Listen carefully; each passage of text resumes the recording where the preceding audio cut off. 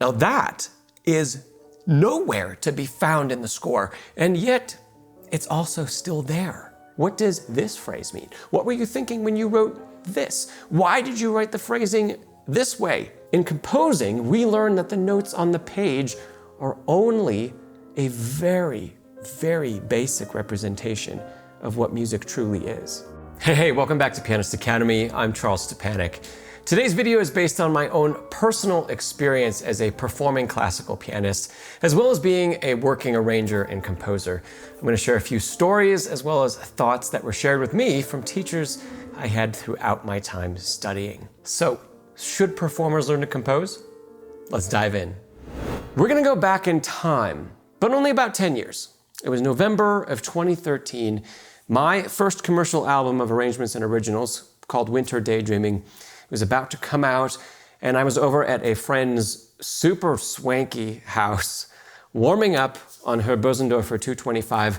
She was about to open up her home for a CD release concert for me. My teacher at the time, Robert Hamilton, he was also going to be there, and he was going to introduce me. Now, in my time with him, I had studied some really major rep, things like the Liszt Sonata, many of Rachmaninoff's Etudes Tableau, Stravinsky's Firebird Suite, Schubert's C minor Sonata, D958, the Errant Sonata. Those are just a few of the things, and there were many, many others. Yet, when he introduced me, he said this: "What makes Charles such a fine pianist and one of my best students in over 40 years of teaching is that he understands music inside and out. He knows how to compose." That moment was the first time in my life that someone I really respected partially attributed my ability to perform to my understanding of composition and the music behind the notes. Let's go back another 15 years before that. So I was about 12 years old, and I was auditioning for the chair of the keyboard department at Northwestern University. This was for private lessons. It was a snowy, blustery day in Chicago. I walked into Dr. David Kaiserman's office, and I was astounded to see 2 Steinway Ds in there. I'd never even played a Steinway concert grand before at that point in my life, and now I was standing in front of 2 of them. I played a few selections for him. I played Chopin's Polonaise Opus 40, number 1 in A major. I played some Mozart. I finished up playing by playing Sinding's Rustle of Spring. And when I finished playing, he asked me a few questions, and then he smiled and said something like, "Well, everything you played was quite wrong, but you played with such conviction. Do you compose at all?" Now, at the time, I was just dabbling with little things here and there, nothing formal. So meek 12-year-old Charles said, "Yeah, I do, a little bit." I didn't understand it at the time, but looking back today, I can easily see that it was that extra musical experience, writing music myself, that helped me to actually pass that audition despite my horrible technique at the time and what today I'll call inappropriate interpretation. Now let's fast forward.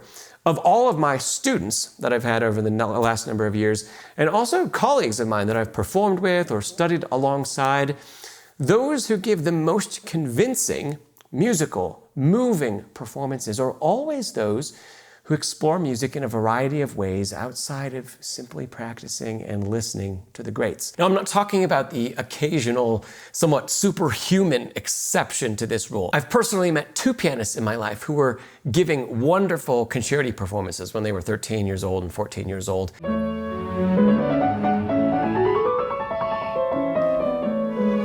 Their life was solely practicing, attending concerts, performing, competing. They didn't even go to school. All they did was practice all day. Did they play extraordinarily well? Yes. Did they move an audience? Yes. No, they didn't write music or explore it in that way. But out of a couple hundred personal connections that I have to professional pianists today, those 2 people amount to less than 1% of the people that I've met. Less than 1% is not a representation of normalcy. When you dive into writing music yourself, you learn what it means to tell a story with music. You learn how various compositional tools are used to convey meaning. You learn to look at the very tiny, minute details in the score because you know they matter, because you've spent time putting them in your own scores. You learn to ask questions because people ask you questions about your music. What does this phrase mean? What were you thinking when you wrote this? Why did you write the phrasing this way? All of those questions. You might even ask those questions of yourself as you compose, but you'll learn to ask all of those questions of the great composers, of the great repertoire. We will have learned to ask the questions that uncover the most special aspects of their repertoire. In composing, we learn that the notes on the page are only a very, very basic representation of what music truly is. And we learn everything that notation actually isn't capable of representing to us later. I have one final story, and it relates to that topic that I just brought up. I had the honor of spending 3 8-hour-long coaching sessions with a composer. It was composer Paul Orant, and I was working on his sonata in B-flat minor. Now, among the massive amount of music that we talked about, one phrase in particular has always stuck with me more than anything else from those sessions. In the first movement of the piece, there's an 8-bar passage that has this syncopated, punctuated rhythm and a little bit of a flying arpeggio thrown in the middle, and a shift of melody from the right hand to the left hand.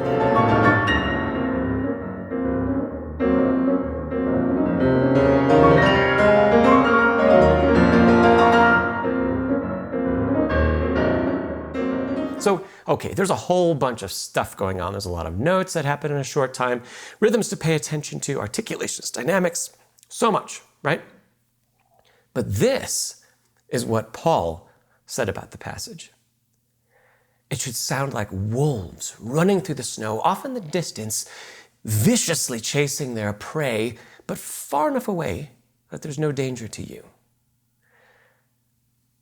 Now that is nowhere to be found in the score, and yet it's also still there. That sort of description is something that you can learn to look for if you learn to compose yourself, and if you also study music that you're playing with the composers who wrote it when you can. Applying that sense of emotional and scenic detail to phrases and pieces everywhere, that's employing artistry at the highest level. Start to compose, and you're going to put yourself on the path to attain that level of artistic mastery.